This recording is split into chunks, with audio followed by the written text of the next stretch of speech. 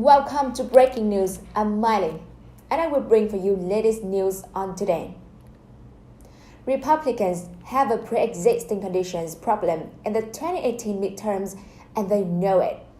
Take the Missouri Senate race. Republican State Attorney General Josh Hawley is simultaneously supporting, in his official capacity, a lawsuit to overturn the existing rules to protecting pre-existing conditions, while also releasing a Senate campaign ad that highlights his commitment to protecting pre-existing conditions.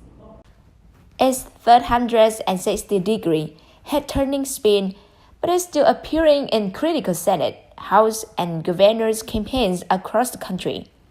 His dissonance goes all the way up to President Donald Trump, who tweeted Thursday that all Republicans supported people with pre-existing conditions and that he would have the word with any candidate who didn't, even while his administration fights in court to overturn the protections currently in effect under Obamacare.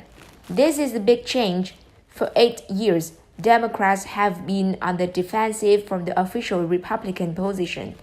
Obamacare is bad and needs to be repealed. But this time, Republicans are bearing the burden of unpopular repeal bills that have left millions of Americans without health insurance. 20 Republican-led states are suing to overturn the entire health care law, and the Trump administration is joining them to argue that pre-existing conditions rules specifically should be struck down. Republicans have left themselves with no other choice except this baffling doublespeak. They cannot give up the ghost of Obamacare repeal because the conservative base still wants it, but they have to support pre-existing conditions because the broader public is overwhelmingly in favor of protecting them. The Affordable Care Act effectively ended discrimination against people with pre-existing conditions. 3 specific provisions address the problem. The law barred insurers from denying people coverage based on their medical history, prevented insurers from charging people higher rates based on their health, and required plans to provide comprehensive benefits that cover certain essential health services. To this day, Republican officials across the country and in the Trump administration are trying to reserve the pre-existing conditions rules. Trump's health department is using its regulatory power to promote insurance that doesn't have to meet Obamacare's pre-existing condition standards.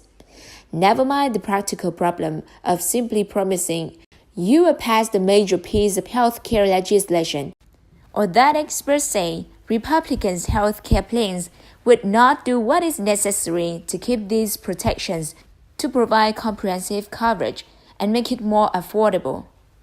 The politics of health care saw advantages to Republicans for most of this decade have been turned upside down in 2018. No single issue makes that more clear that pre-existing conditions and the Republican contortions of counter the Democratic attacks against them.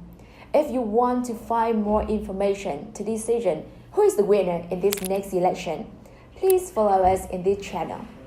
And with that, ladies and gentlemen, we have reached the duration of today's program. Thank you for watching.